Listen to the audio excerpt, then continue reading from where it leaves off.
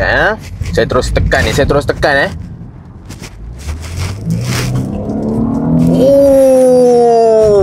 memang sedap bang kak. Sebab apa? Bila dia masuk gear tu dia smooth tau.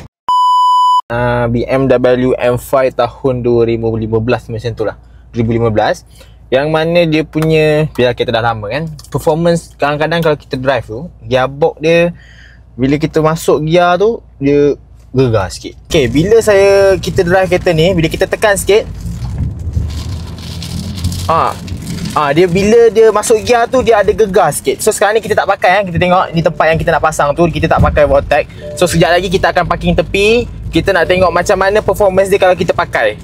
Okay, so tadi kita tak pasang. So memang rasa gearbox tu agak gegar bila dia masuk gear. So sekarang saya nak tunjuk macam mana kita nak pasang ni. Okay, first abang ambil ni Vortex ni, pastikan yang belah lampu ni dekat atas.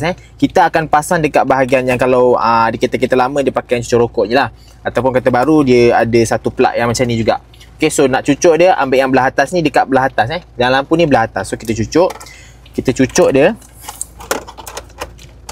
So kita biarkan dia dah berlampu macam ni, kita biarkan selama lebih kurang 15 ke 20 saat.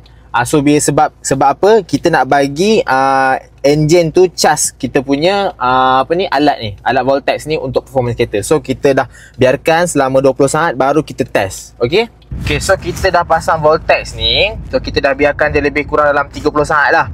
So bila kita dah biarkan dia 30 saat, kita nak tengok performance dia macam mana kalau kita tekan minyak dia masuk gear tu gegar ke tak. Ya, saya terus tekan ni,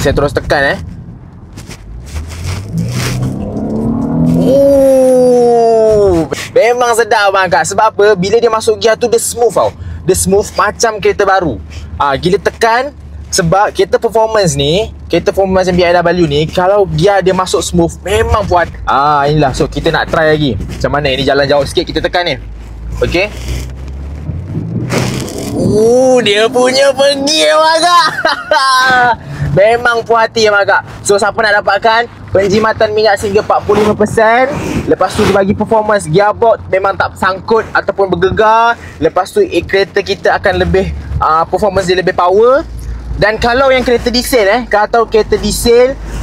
dia akan kurangkan asap hitam tu sehingga 70%. So siapa nak dapatkan terus tekan link dekat bawah sekarang juga.